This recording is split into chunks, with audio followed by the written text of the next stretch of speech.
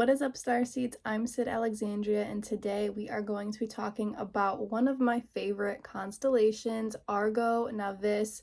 If you haven't watched my video just kind of on the basics of constellations, I highly recommend checking that one out. I'll leave that video link in the description of this video. But today it's all about Argo. So this is a ship from mythology called the Argo, and then later it got placed into the sky in the southern hemisphere as a constellation. Now this is the one and only constellation that was a part of the ancient 48 that Ptolemy wrote about in the Almagest that is not a part of the modern 88.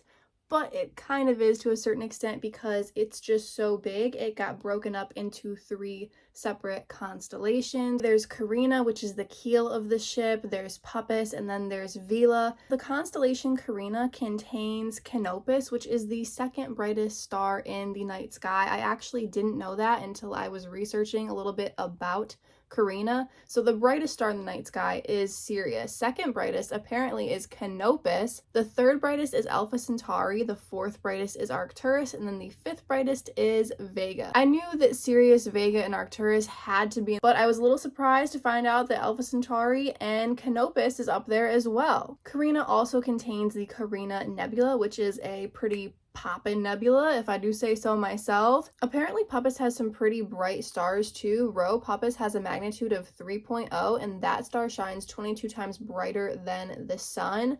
I pretty much associate Puppis with more of meteor showers though. I guess they're minor meteor showers, but when I think Puppis, I think meteor showers. And then there's Vela, which has the Vela pulsar, and a pulsar is like this collapsed star that is rapidly rotating, and it creates this wind nebula. So that is a huge gamma ray radiation emitter in space, which is in the Vela constellation. So in case you guys are wondering where Argo Navis came from, it came from the ship the Argo in the story of Jason and the Argonauts. So let's start with who Jason is. All right, Jason was born, he was the prince because his father was King Aeson of Iolcus, but his uncle, his father's half-brother, Pelias, was going around killing all of Aeson's descendants, and he wrongfully took the throne from his brother. So obviously Jason is a descendant of his father, so his mother faked his death when he was born.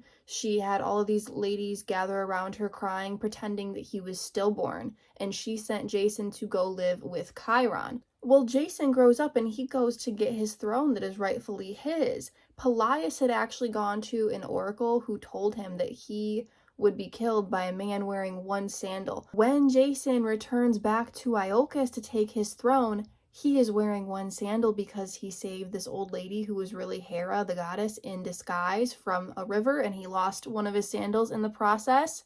So he confronts Pelias, who is his uncle, and he says, hey, I want my throne back. Pelias says, yeah, bring me the golden fleece, then you can have your throne back, because he thinks this is an impossible task. Now, in case you're wondering what the golden fleece is, it is from a magical flying golden fleeced ram that was sent by the goddess Nephele to rescue her children, Helle and Phrixus, from a forced sacrifice. So Phrixus safely reached Colchis, where he gifted the ram's fleece to King Aeetes. So the fleece is this potent symbol of royalty, power, and the land's wealth, okay? And if you guys have watched Percy Jackson, you know that the golden fleece can heal any person or anything.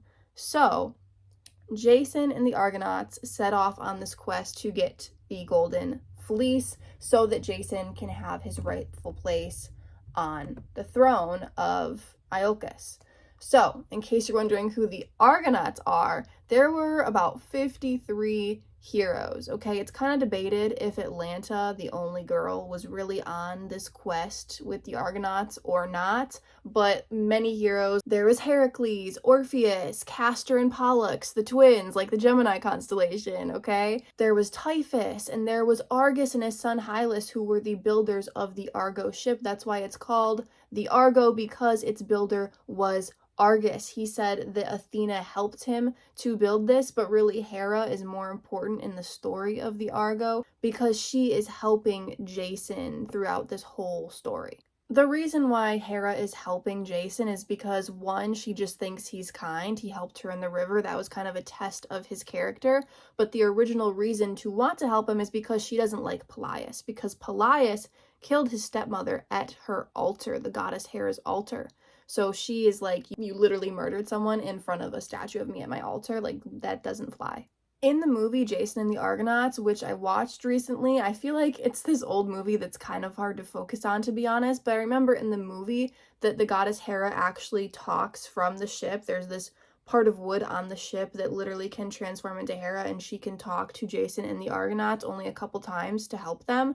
But in all of these stories, it says that the Argo was built and it had this like magical ability to communicate with the Argonauts. So the Argonauts set off on this quest to find the Golden Fleece, and as the ship Argo is pulling out of the shore, Chiron is standing on the coastline there watching them all leave. Chiron has trained and raised Jason as well as multiple of the other heroes who are on board this ship, all right? He's this like proud mentor teacher moment right here, and he's holding baby Achilles because Achilles is a little baby at the time when Jason and Heracles and Orpheus are all going out on this quest. So anyways, they're on the Argo and they are on the search for the Golden Fleece, so they sail to the island of Lemnos where they meet these women who had all killed their husbands. It's this like women-only society, which was really interesting. And then they get to another island where there are these giants with 6 arms, okay? Then they sail away, they accidentally come back to it, and they end up fighting all of the people who live in this area and accidentally killing the king, who was nice to them in the beginning, but it's because it's dark and they mistook them for like not great people when they were. So they felt really bad about that.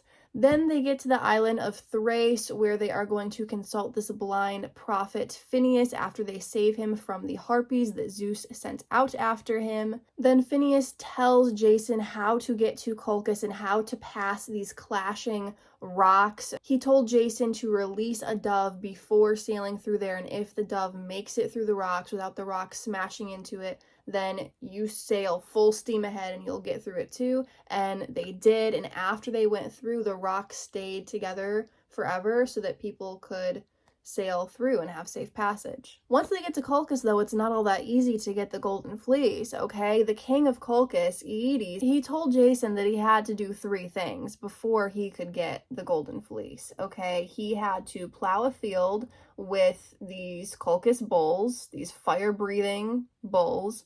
Then he had to sow the teeth of a dragon into a field that sprouted into an army of warriors. And then he had to overcome the sleepless dragon which guarded the Golden Fleece. Now, he didn't do this all by himself. He had the help of Maida, who the gods kind of orchestrated to be together with Jason to help him through this. Hera had persuaded Aphrodite to convince her son Eros to make Aeetes' daughter, Maida, fall in love with Jason, who Maida is the king of Colchis' daughter. So, because of that, Maida is going to help Jason, and he eventually gets the fleece from her father. Now, on the way home, one of the heroes on board, one of the Argonauts, Orpheus, the god of music, has to play super loud, beautiful music to drain out the noise of the sirens, you know, those like mermaid type creatures who try to seduce men by singing to them and then they want to kill them, all right? The same ones that were in like the Odyssey and all of these other mythological stories. Then the bronze man, Talos, okay, Maida has to put a spell on him to overcome Talos when they get to the island of Crete. Once they are finally back in Iolcus and Jason becomes the rightful leader, there is all of this drama with Maida, and Jason remarries, and then Hera's not happy that Jason remarries because that's not like how she thought it was gonna be. Maida goes off killing kids, and then Jason ends up dying in his sleep when part of the Argo, one of the beams that was the beam that communicated to the Argonauts, fell on him, killing him instantly in his sleep. And the Argo ship was dedicated to Poseidon, god of the sea, and then transformed into a constellation because of its significance and god influence, okay, in mythology. Also, notable mention, Pyxis, the mariner's compass, is pretty close to the ship Argo Navis, the constellation, but it is not a part of that constellation. Like, it's Carina, Puppis, and Vela that make up the Argo. Pyxis really isn't in that constellation. It's its own separate constellation that is nearby. And without further ado, I want to show you guys my little ship tattoo that I got here. I've actually had it for quite a while. It's been like 2 months. I know I've been running kind of late on YouTube videos, but there's a little close-up. It's just a little tiny ship.